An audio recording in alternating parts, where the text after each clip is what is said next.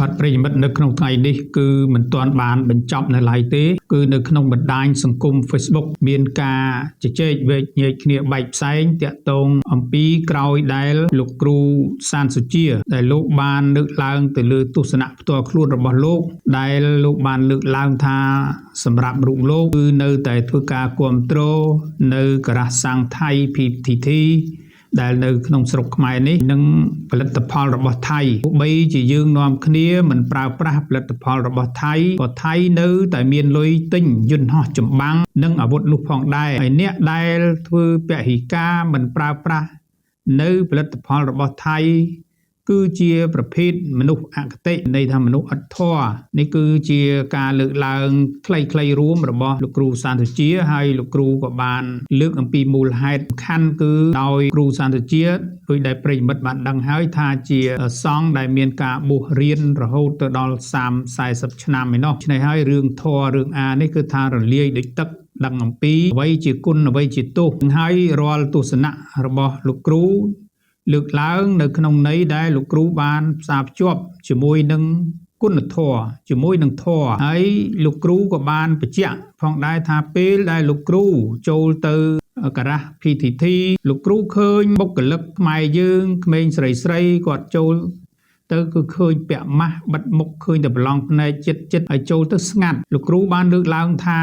กูอ้อยนัดโกนกีโกนยืงให้ทั่วแบบนี้คือมันบานดอลในประโยชน์ไอ้ตัวดอลกวาดเต้คือทับปวกกวาดจีนโรงครัวเบอร์นอมคณีเปะหิการจังเวียมันเพื่อเอาขมายจำนั่นนี่คือจีการบางห้างในตุสนะได้ในขนมคลิปวิดีโอนั่นคือโลกครูบานเพื่อการพอกของได้จีโยกตัวพอกต่อคณีปันใต้วิดีโอนี่มันดังทาวิดีโอจ้าหรือก็วิดีโอทำไมเต้ก็มันใต้รอลคลำซาได้เลยยัยนั่งตัวใบจ้าตัวใบทำไมก็เวียนในขนมสภาพการปัจจุบันให้ได้มีในทางสภาพการในขนมประเทศกัมพูชียังปัจจุบันนี้คือมีการฟื้นเปียหิกาคือมันปราบปราในตุ่มในระบบไทยไอพิจารณานั่นคือเรื่องจะสังในกระพิธีทีได้ปริมาณบัตรดังให้เชียกระมวยได้นอมเปร่งหรือก็ติงเปรนชายปีเกรุ่ยมาให้ไอสังนั่นก็มีในปิ้งกระได้ดิฉันให้จำนวนตรงนี้ให้ได้ลูกบานเลือกลางทายังติ้งเอาลุยเกยให้ไอ้ก็ยืงมันช่วยนอมเนี่ยติ้งเปร่งได้ในซอลนี้สันจะยืงติ้งหรือก็มันติ้งเมียนในไทยก็เป็นมันคาดได้กี่เมียนลุยสำหรับติ้งยืนห่อติ้งกรอบรุ่ยต่อให้นี่คือจิการเลือกล้างระบบลูกครูซานสุเจียตรงในนี่คือกี่มือเคยทาการเลือกล้างระบบลูกครูนี้บานบางหายทาเนี่ยได้โรงครูโดยซาสังเกตนี้คือประชาชนกระโดดจีเนโรซีได้ทลอบแปะปอนติงตุ่มในระบบประเทศไทยแต่ในปีได้เมียนสังเกตหรือเบียงกัมพูชีในไทยก็เพื่อเอาปุกกอดข้อในตุ่มในจะเจริญให้ก็เมียนการประชมมกนังไฮในเพยในการขาดบองประโดยซาตายในขนมปีปัจจุบันนี้ในขนมประเทศกัมพูชีเมียนการเปียหิกามันปราบปราตุ่มในไทยนุเตในขนมปีก็ลองมองนี่ก็เมียนเนี่ยก็ใส่ยืงมันจะนูนรอบบานเพื่อการประกาศตามมิโครไอประกาศเอากับเอาโจตึกนงกระพิธีทีไอจะดามนั่นคือกิจการมวยบางหาอย่างปีตุสนะในจิตนิยมแต่กลอยมอกตรบานสมัยดิจูนแสนโลกสมัยการมันเป็นจัดอันปีตรงเบอร์นี้ได้หาตรงเบอร์นี้ท่าเจียตรงเบอร์นี้การจุลนิยมเพื่อเอาดดไอคลาวอยู่ไอเช่าในหายเอาไว้ได้สมัยบานเลือกล้างคือจังเอาไว้ได้เมียนในลือตักใดกัมพูชีรุ่ยแต่หายนั่นคือเอาลุกออกเตอร์ไอมันบัดหามควดนี่คือสมัยดิจูได้จีประเทียนปฏิเพียกัมพูชีบานทลบเลือกล้างในขนมบรรดาสังคมระบบโลกไอเปียปอนแต่นังการเลือกล้างระบบลูกครูซานตุเจียนี้คือมันดังท่าตาลูกครูสังกัดงุนตายแต่ลือตุ่มนิ่งได้ในเซซอลได้นวมโจอยู่มาหายได้ในขนมสต็อกหรือก็โลกกถาตัวใบนอมทำไมเมาก็เวียมันไอ้ก็มันใบนอมเคลียชอบติงตัวเต้ปันตายสำหรับโลกลูกทางโลกในตายจะสร้างในกระพิธีทีแต่ได้เต้นี่กิจการบางห้างในตุสนับตัวคลวนมวยได้กิจการมวยกับปงตายดาวตุยแต่นังนันเนียการระบบประชาชนกัมพูชีได้เพียรเจริญเมียนกาเปียหิกาจมปัวตุ่มได้ระบบประเทศไทย ហើយការពហិការនេះប្រិយមិត្តបានដឹងហើយថាដោយសារតែកំហឹងឈឺចាប់នៃកងទ័ពរបស់ថៃនឹងបានឈ្លានពានទឹកដីកម្ពុជាបំផ្លិចបំផ្លាញប្រើប្រាស់នៅគ្រាប់ទម្លាក់និងយន្តហោះចម្បាំងសាហាវដោយមិនគិតអំពីការខូចខាតមិនមានមនុស្សធម៌ធ្វើឲ្យប្រជាជនក៏ដូចជាផ្ទះសម្បែងប្រជាជនកម្ពុជារងគ្រោះដូច្នេះហើយពួកគាត់គ្មានអ្វីក្រៅអំពីការខឹងសម្បាហើយក៏ឆ្លើយតបទៅវិញដោយមិនប្រើប្រាស់ផលិតផលរបស់ប្រទេសថៃและនេះចំណុចសំខាន់នៅក្នុងគណៈពេលនេះគឺមានការលើកឡើងរិះគន់ចំពោះលោកគ្រូសានសុជាដោយលោកលើកឡើងថាការធ្វើបែបនេះគឺផ្ទុយទៅនឹងចរន្តនិងកំហឹងរបស់ប្រជាជនក៏ដូចជាមិនបានជួយនៅក្នុងការទប់ស្កាត់ទៅលើចំណូលរបស់ប្រទេសថៃដែលយកពីកម្ពុជាទៅដើម្បីទិញគ្រាប់ទិញយន្តហោះចម្បាំងអីក៏ប៉ុន្តែលោកគ្រូសានសុជាលោកបានលើកឡើងថាលុយតិចតួចប៉ុណ្ណេះមិនអាចយកទៅទិញចម្បាំងយន្តហោះរាប់រយលានបាននោះទេនេះបើសរុបសេចក្តីមកលើកឡើងតាមលោកគ្រូសានសុជាវាគឺជាគំនិតមួយវាអាចសមស្របជាមួយនឹងមនុស្សដែលបានសិក្សាអំពីធម៌ហើយគិតថាយើងធ្វើបែបនេះគឺធ្វើឲ្យធ្វើបាបបុគ្គលិករបស់ខ្មែរយើងកូនគេកូនយើងហើយធ្វើបែបនេះធ្វើឲ្យពួកគាត់ប្រាក់ខែឬក៏មិនមានការងារអីធ្វើហើយតកែរបស់អ្នកលក់ទំនិញរបស់ថៃ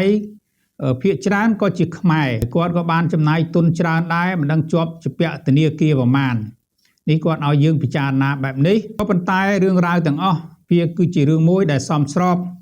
បើនិយាយទៅតាមគុណធម៌ថាមិនគួរនឹងធ្វើបែបនេះមានន័យថាគួរតែរបស់ដែលសល់ត្រូវនាំគ្នាជួយទិញឬក៏នាំគ្នាជួយចេញនៅការខាតបង់ខ្លះដើម្បីចង់បញ្ចប់គឺឲ្យបញ្ចប់កុំឲ្យបន្តលក់តទៅទៀតដែលក្នុងន័យនេះគឺសម្ដេចតេជោបានលើកហើយថាលក់ឲ្យអស់ទៅចុះរបស់ដែលមានហើយគឺយើងមិនបាច់ហាមឃាត់ទេហើយក៏មិនឲ្យមានការនាំចូលបន្តទៅទៀតនេះគឺជាអ្វីដែលប្រជាជនកម្ពុជាបានដឹងទាំងអស់គ្នាហើយនិយាយមួយបែបនេះគឺសម្រាប់លោកគ្រូសានសុជាគាត់បានឃើញនៅក្នុងជ្រុងមួយដែលគាត់មើលឃើញអំពីភាពអមនុស្សធម៌សម្រាប់មនុស្សមួយក្រុមតូចដែលកំពុងតែរងគ្រោះដោយសារតែសង្គ្រាមរវាងកម្ពុជានិងថៃក៏ប៉ុន្តែបើយើងប្រៀបធៀបជាមួយនឹងមនុស្សដែលរងគ្រោះទូទាំងប្រទេសគឺមានន័យថាក៏មានទំហំធំជាងអ្វីដែលលោកគ្រូសានសុជាកំពុងតែជួបប្រទះនេះមានន័យថាប្រទេសកម្ពុជាទាំងមូលកំពុងតែរងគ្រោះដោយសារតែការបំផ្លាញការឈ្លានពានបូរណភាពទឹកដីការប្រមាថមាក់ងាយចំពោះជាតិសាសន៍កម្ពុជាទាំងមូលសំណួរចោទសួរថាតើធ្វើបែបនេះការដែលពហិការបន្តិចបន្តួចអាចឆ្លើយតបចំពោះការដែលប្រទេសថៃធ្វើឲ្យថៃឈប់រំលោភកម្ពុជាបានដែរឬក៏យ៉ាងណាមែនហើយបើយើងមើលតក្រាស់សាំង1 2គឺយើងគិតថាចំនួននេះតិចក៏ប៉ុន្តែបើមើលទំហំនៃពាណិជ្ជកម្មរវាងប្រទេសទាំងពីរនេះគឺមិនតិចនោះទេមានន័យថាកម្ពុជាទិញអីវ៉ាន់របស់ថៃក្នុងមួយឆ្នាំយ៉ាងហោចណាស់ជាង$5000 លានសហរដ្ឋអាមេរិកហើយនៅក្នុងពេលថ្មីនេះនាយករដ្ឋមន្ត្រីរបស់ប្រទេសថៃគឺលោកអនុទីនបានទទួលសារភាពហើយថាបើសិនជាការបិទព្រំដែនរវាងកម្ពុជានិងថៃរហូតទៅដល់ដាច់ឆ្នាំ2025នេះប្រទេសថៃបានខាតបង់នៅប្រាក់ចំណូលរបស់ខ្លួនដែលចេញពីកម្ពុជាដល់ទៅ3000កដកសញ្ញា$200 លានសហរដ្ឋអាមេរិកដូច្នេះចំនួនតិចតួចនេះឯងគឺជាចំនួនមួយដែលប្រមូលផ្ដុំអាចនឹងឈានទៅដល់រាប់ពាន់លាន$សហរដ្ឋអាមេរិកហើយនៅក្នុងរបាយការណ៍របស់ខាងកុយក៏ធ្លាប់បានលើកហើយថាខាងចំណូលដែលនាំចេញទៅប្រទេសថៃតាមរយៈខ្មែរចាយលុយគឺ$5000 លាននេះគឺជាចំនួនមួយដែលរត់ទៅតាមច្រកផ្លូវការរបស់កុយនោះទេប៉ុន្តែបើសិនជានៅតំបន់ផ្សេងមិនអាចចូលតាមច្រកកុយអាចនឹងច្រើនចំនួនជាងនេះតទៅទៀតដូច្នេះពាក្យថាយើងទិញយន្តហោះមិនបានគឺជារឿងមួយដែលមានការវាយតម្លៃគឺមិនបានគ្រប់ជ្រុងជ្រោយនោះទេពីព្រោះថាបើយើងពិនិត្យទៅលើយន្តហោះត្រឹមតែ J10 របស់ប្រទេសចិនមួយគ្រឿងត្រឹមតែ30ទៅ40 លាន$សហរដ្ឋអាមេរិកតើ$5000 លានទិញយន្តហោះនោះបានប្រមាណគ្រឿងហើយបើទិញ S16 ត្រឹម100ទៅ100ស្ដើតើអាចទិញនៅយន្តហោះ S16 បានប្រមាណគ្រឿងនេះគឺជាការរួមចំណែកមួយ ដែលគេមើលឃើញថាมันអាចផ្វេសប្រហែសឬក៏ប្រមាថចំពោះការទិញលក់នៃទំនិញថៃនិងកម្ពុជានោះទេចំណុចសំខាន់មួយទៀតគឺការបង្ហាញអំពីទឹកចិត្តក៏ដូចជាចិត្តសាស្ត្រមួយដែលសម្ដែងអំពីការមិនពេញចិត្តចំពោះទង្វើរំលោភបំពានរបស់ខាងភាគីថៃដែលធ្វើឲ្យអន្តរជាតិមើលឃើញថាភាគីថៃគឺជាអ្នកឈ្លានពានទឹកដីកម្ពុជានេះគឺជារូបភាពមួយដែលសម្ដែងហាក់ដូចជាការធ្វើកោតកម្មបើទោះបីពេលខ្លះលទ្ធផលវាមិនរុញអំពីតាក់ទងទៅនឹងសេដ្ឋកិច្ចឲ្យធំដុំឬក៏មិនធំដុំយ៉ាងណាក៏ដោយក៏ជាការបង្ហាញនៅសារនយោបាយមួយចំពោះអន្តរជាតិនោះផងដែរហើយការសម្ដែងនៃការមិនពេញចិត្តនេះវាស្មើនឹងយើងបានធ្វើដោយការដាក់ទណ្ឌកម្មក៏ដូចជាការធ្វើកោតកម្មឬក៏បាតកម្មមួយឲ្យអន្តរជាតិមើលឃើញអំពីកំហុសរបស់ប្រទេសថៃហើយក៏ជាយុទ្ធសាស្ត្រដ៏ខ្លាំងមួយនៅក្នុងសង្គ្រាមការទូតក៏ដូចជាសង្គ្រាមផ្នែកនយោបាយដែលធ្វើឲ្យពិភពលោកអាចនឹងជួយដាក់សម្ពាធចំពោះប្រទេសថៃនេះឯងហើយគេមានការគ្រប់គ្រងខាងភាគីកម្ពុជាដូច្នេះនិយាយសរុបមកពាក់ព័ន្ធជាមួយនឹងរឿងដែលដាក់ទណ្ឌកម្មទៅលើការពហិការចំពោះទំនិញរបស់ប្រទេសថៃនៅលើទឹកដីកម្ពុជានេះពិតមែនហើយថាសម្រាប់ការធ្វើបែបនេះវាប៉ះពាល់ទៅដល់ភាពអមនុស្សធម៌ខ្លះចំពោះប្រជាជនកម្ពុជាដែលធ្លាប់បានទិញទំនិញប្រទេសថៃហើយនៅសល់ស្តុកច្រើនក៏ប៉ុន្តែបើសិនជាប្រជាជនកម្ពុជាក៏ដូចជារដ្ឋាភិបាលជួយដោះស្រាយអំពីបញ្ហាទំនិញរបស់ពួកគាត់ដែលមានកប់លុយយ៉ាងច្រើននៅក្នុងទំនិញរបស់ថៃហើយត្រូវបានគេពហិការនោះគឺយើងអាចនឹងនាំគ្នាជួយទិញដើម្បីបញ្ចប់ក្នុងកាលបរិច្ឆេទណាមួយនឹងឈប់ឲ្យពួកគាត់លក់ឬក៏ត្រូវជួយទិញពួកគាត់ដើម្បីបញ្ចប់ហើយរកអីវ៉ាន់ថ្មីដើម្បីលក់នោះគឺជាច្រកផ្លូវមួយដ៏ល្អដែលយើងចេះសាមគ្គីគ្នាដឹងទុក្ខធុរៈចំពោះអ្នកដែលជាប់អន្ទាក់របស់ទំនិញថៃដែលពេលកន្លងមកនេះគឺយើងមិនអាចប៉ាន់ស្មានបានពីព្រោះថាសង្គ្រាមនៅសុកស្រាប់តែផ្ទុះឡើងហើយបែរជាប្រើប្រាស់នៅយុទ្ធសាស្ត្រដាក់គំនាបគ្នាទៅវិញទៅមកអ្វីដែលមានការប៉ះពាល់គឺប៉ះពាល់ចំពោះបងប្អូនអាជីវករយើងក៏ដូចជាអ្នករកស៊ីដែលធ្លាប់ពាក់ព័ន្ធជាមួយនឹងប្រទេសថៃដូច្នេះហើយចំណុចនេះទោះបីជាយ៉ាងណាក៏ដោយក៏យើងមិនមានការវាយប្រហារគ្នាឬក៏រិះគន់ជន់ពន្លិចគ្នានោះទេគួរតែនាំគ្នាបញ្យល់និងរកនៅគ្រប់មធ្យោបាយដើម្បីចូលរួមដោះស្រាយទាំងអស់គ្នាក៏ប៉ុន្តែមិនភ្លេចនៅគោលការណ៍នៃការធ្វើពហិការឬក៏ការដាក់សម្ពាធចំពោះភាគីថៃនោះទេទៅលើគ្រប់មធ្យោបាយដែលអាចធ្វើទៅបានហើយនឹងប្រើប្រាស់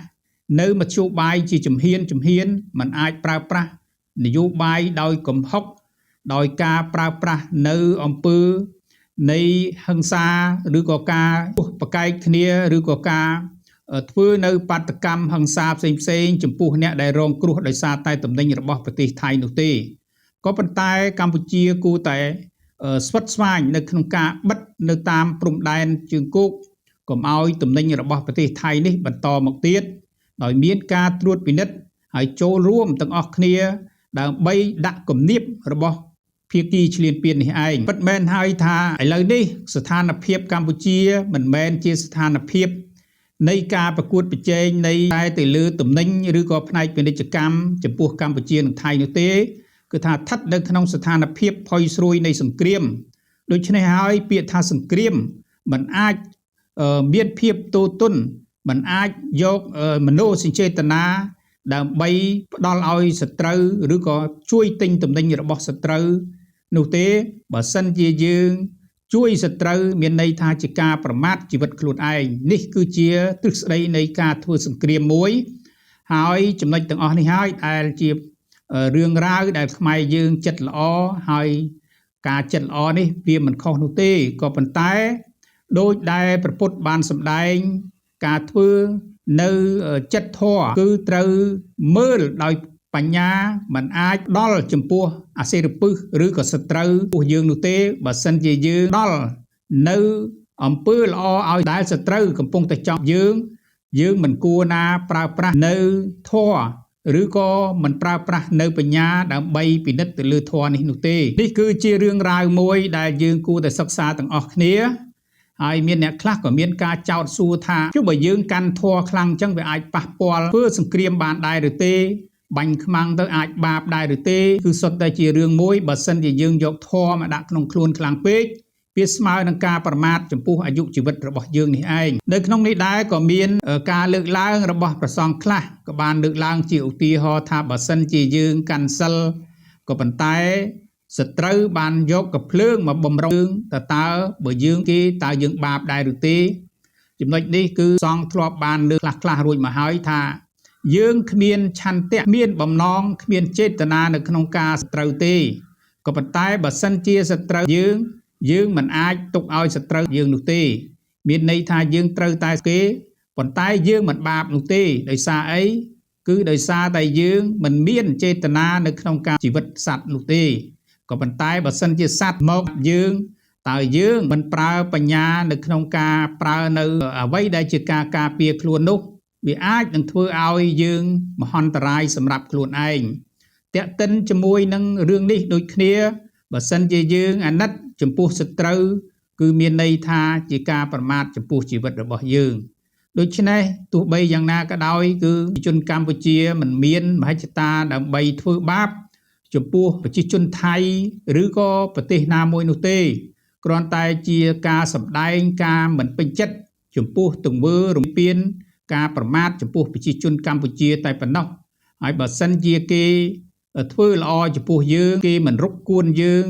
គេមិនធ្វើបាបមិនយកទឹកដីរបស់យើងក៏មិនគួរធ្វើពហិការយើងមិនគួរធ្វើអំពើឆ្លើយតបចំពោះគេវិញនោះទេនេះគឺជាអ្វីដែលជាទស្សនៈដែលយើងគួរសិក្សានិងពិចារណាទាំងអស់គ្នាតែប៉ុណ្ណោះហើយក៏យើងសូមកុំឲ្យបងប្អូនមានការរិះគន់ជេរបន្តិចគ្នាយើងគួរលើកនៅហេតុផលដើម្បីបញ្យល់គ្នាគឺជារឿងល្អមួយហើយគន្លឹះសំខាន់របស់ខ្មែរត្រូវចេះសាមគ្គីគ្នាទើបសត្រូវមិនអាចមើលងាយមិនអាចធ្វើឲ្យប្រទេសជាតិយើងឈានទៅគ្រោះមហន្តរាយដែលពួកសត្រូវកំពុងតែចង់បាននោះ